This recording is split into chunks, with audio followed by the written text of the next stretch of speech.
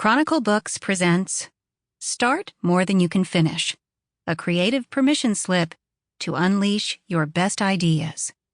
Written by Becky Blades, read by Susan Bennett. Dedicated to teachers, who rarely get to see their finished work. A line is a dot that went for a walk. Paul Klee, artist. A line is a dot that wasn't afraid to get started. Becky Blades, stARTist. Introduction. The people who raised you thought they were doing the right thing. When they told you not to start what you couldn't finish, they thought they were helping. When they said, if it's worth starting, it's worth finishing, or it's not what you start, it's what you finish, or even don't bite off more than you can chew, they thought they were planting lifelong guiding wisdom that would make your dreams come true. I'm guessing the people who lodged these tropes in your head were not worrying so much about your creative destiny as they were about you leaving a mess lying around.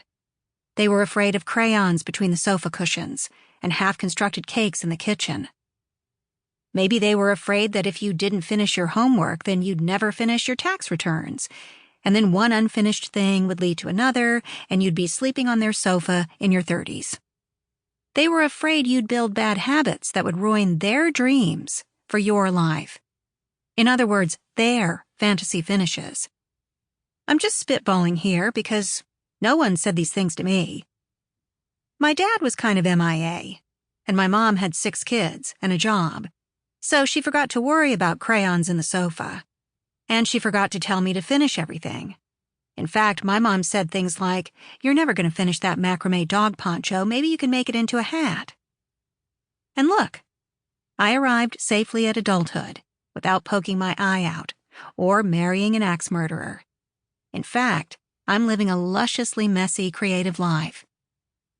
The things we think without thinking have an oversized power over us.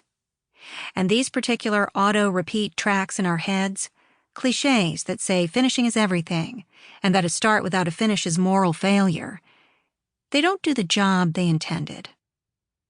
Likely, these tropes don't make us finish more.